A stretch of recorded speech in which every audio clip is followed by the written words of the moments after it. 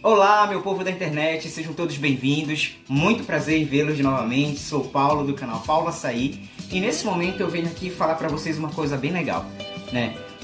Como eu estou em processo de qualificação na universidade, etc., eu estava pensando em possíveis temas e um deles que encontrei foi um para o nosso canal aqui, né? Eu decidi, vou falar sobre o Brasil. Aí nas minhas andanças aí por fora, lá pelos Estados Unidos, né, eu pude descobrir as formas e ideias que eles têm sobre o Brasil e eu gostaria de falar um pouquinho sobre isso para vocês aqui no canal hoje, tá bom? Então, para começar, eu vou falar para vocês sobre uma coisa muito ruim que estava acontecendo lá em 1930 e até 40, que acabou em 45, né, que foi a Segunda Guerra Mundial.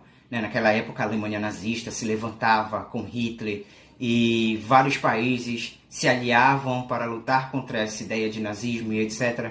Né? Então ali foi que começou o nosso popularismo, né? O populismo brasileiro. O Brasil saía aí no mundo e ficou muito famoso nos Estados Unidos com suas belezas naturais e etc. Né? Mas como foi que isso se sucedeu? Como foi que aconteceu tudo isso? Né? Como a Alemanha nazista e a Europa toda, né, no pós-guerra ficaram com situações em crises financeiras, etc., sem recursos naturais, e muitas coisas os Estados Unidos compravam ali naquela região, né, na região da Europa e na região da Ásia. Coisas que eu digo eram matéria-prima, né, matéria-prima, o que nós temos no Brasil, na América Latina, etc. Então, eis aí o ponto-chave, né, o melhor momento para se começar uma nova ideia política, né, que foi a política da boa vizinhança. Né? Os Estados Unidos começaram a expandir suas influências aqui na América Latina. Né? De vários países da nossa lindíssima América Latina, ele encontrou o Brasil.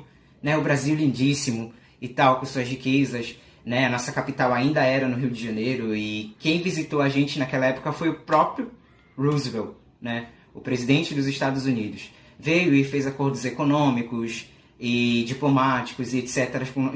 com o nosso país. Né? E aí começou a se propagar a ideia do Brasil lá por fora, lá pelos Estados Unidos, que eu digo. E numa visitação do nosso querido amigo Walt Disney, né, ele veio aqui no nosso país e decidiu viajar por aqui, pela América Latina, em busca de ideias, né, para novos personagens no seu mundo Walt Disney. Foi aí então que ele visitou o Rio de Janeiro. Né? O Rio de Janeiro é um lugar maravilhoso que eu super indico para quem quiser visitar aí. Nossa, eu já tive a oportunidade de conhecer o Rio, né, na época que fui tirar meu visto, né? Eu tenho parentes lá, minha irmã Camila e meus amigos, né, que me recebem muito bem quando vou ao Rio de Janeiro e esse lugar é incrível, né? Da mesma forma que eu estou descrevendo para vocês, foi a mesma impressão que o nosso querido amigo Walt Disney teve. Né? Ele chegou lá no Rio de Janeiro e ficou muito emocionado, ficou muito abismado, né, com aquela beleza natural e a cidade e a praia. E é um lugar incrível mesmo, sou apaixonado pelo Rio também. Né? Sou suspeito para falar, mas ele teve as mesmas concepções do que eu. E de uma semana, que era o tempo estipulado para ele passar no Brasil, ele estendeu para 15 dias. Né? E as pessoas vinham, você deve conhecer, tem que conhecer a ilha de Paquetá, tem que conhecer a Urca, e vamos a Copacabana, e etc. Né? E ele ficou muito empolgado e começou a visitar os lugares. E nessas visitas ele começou a ver a beleza natural, viu a fauna, né? E começou a esboçar alguns personagens. Tem um esboço muito interessante que é do Pluto brincando com um tatuzinho. Né, o que seria um dos personagens brasileiros que ele estaria criando na época, né? O Pluto lá brincando com esse tatu é um esboço. Mas aí uma coisa que encantou ele mesmo foi o papagaio, né? Um animal que imita o ser humano e impressiona muita gente. Algumas coisas que os papagaios fazem impressionam muita gente mesmo. A gente tinha uma papagaio aqui em casa que era rosa, né? Nossa, era super legal. Às vezes ela tinha assim... parece que ela demonstrava sentimentos humanos mesmo, né, falando e etc, era bem legal. E foi com isso que o Walt Disney ficou impressionado, né, e viu isso tudo e achou bem maravilhoso. E não só um papagaio, mas também uma ave que chamou muita atenção da equipe, né, do Walt Disney foi o arancuã. Né, arancuã é uma espécie que tem aqui ainda quando nós tínhamos árvore aqui no quintal da nossa casa, nós tínhamos muitas árvores, né? Não temos agora porque tivemos obras e etc. Mas nós chegamos a avistar um certa vez, você vai ver a foto aí que eu tirei dele, né? Então, assim, coisas maravilhosas, né? O Walt Disney começou a ver que além de ser o único animal, um animal que representa a personalidade humana, é um animal muito popular no Brasil e na América Latina, então ele achou o animal correto, né? E foi maravilhoso, foi bem legal. Tá. Encontrando o animal, ele começou a dar as características dos brasileiros, né, pro animal, que foi o José Carioca, né? A forma de o José Carioca se vestir, né, foi uma coisa bem comum da época, né? A forma que o brasileiro se vestia lá em 1944, que não era tão distante de como o mundo se vestia também, né? Eles se inspiraram em uma figura muito, muito, muito popular, né, do Rio de Janeiro, que foi uma pessoa bem gentil e bem conhecida no Rio, chamada de... Então, que se chamava Dr. Jacarandá, né? O Dr. Jacarandá foi uma figura muito importante ali no Rio de Janeiro, muito bem conhecido, e ele usava esse chapéu, né, esse paletó e essa sombrinha, fumava o charuto, né? Ele se inspirou no professor, no doutor. E aí o que foi que aconteceu, né? O jeitão, o jeito desenrolado e descolado do Zé Carioca, ele se inspirou em um ator também, né, da época, um ator paulista, que era músico também, né, que tinha esse jeito, que era conhecido pelo seu jeito na época, o seu jeito malandreado, boêmio, né, e etc. Então, ele tentou colocar no Pato Donald todas as formas possíveis e características que ele viu dos brasileiros, né? E o primeiro episódio que o Zé Carioca aparece é em um desenho, né, de uma viagem do Pato Donald, né? O Pato Donald se encontra em um momento em uma selva, no que se mostra uma selva, né? E ali vem um pincel, um lápis e começam a desenhar das formas do Zé Carioca, né? E aí o Zé Carioca tá pronto ali. Ele sacode um pouquinho da tinta assim dos pés, né? E chega perto do Pato Donald e entrega um cartão pro Pato Donald. E ele fala: eis aqui o meu cartão, em português mesmo.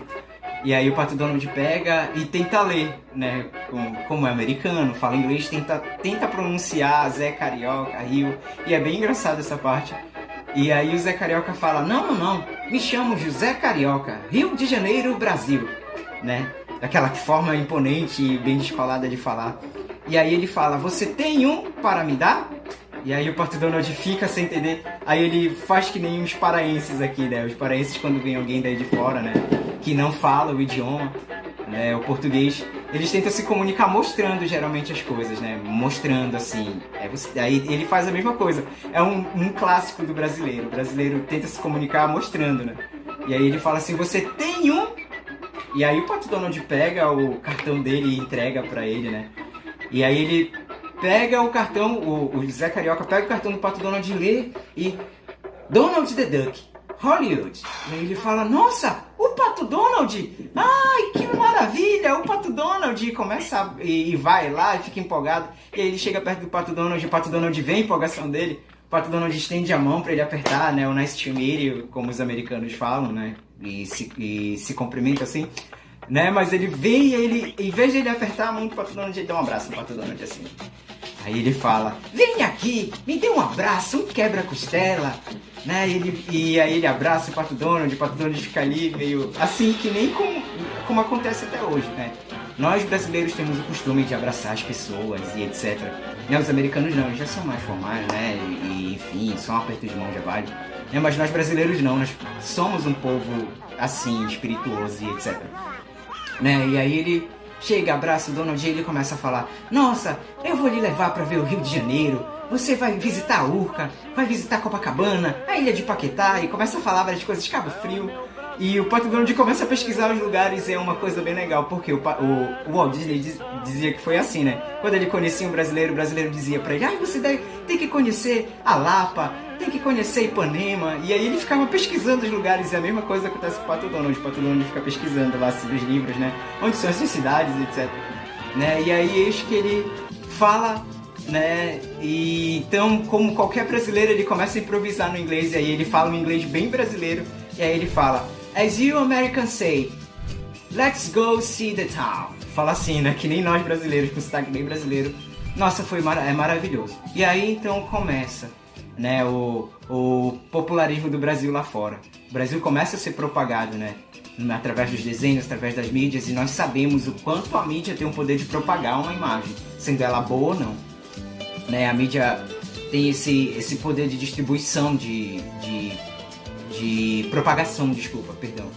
Né? E assim que fica, e começa o nosso popularismo lá fora. Por isso que as pessoas ainda imaginam muito o Brasil, Rio de Janeiro, São Paulo, né? E tem um episódio também, né, que o Pato Donald é levado pelo José Carioca, né, para conhecer a Bahia, né, do Esquidim de Iaiá e etc. São clássicos, né? Mas o que é bem legal são as representações dos sons. Para quem não conhece, né, a Aquarela do Brasil, todos deveríamos conhecer, né? Faz parte da nossa cultura, né? O Brasil, meu brasileiro, meu mulato isoneiro e essas coisas todas, né? Essa música ela não era nem muito popular, nem conhecida, e ela ficou conhecida a partir de tudo isso, né?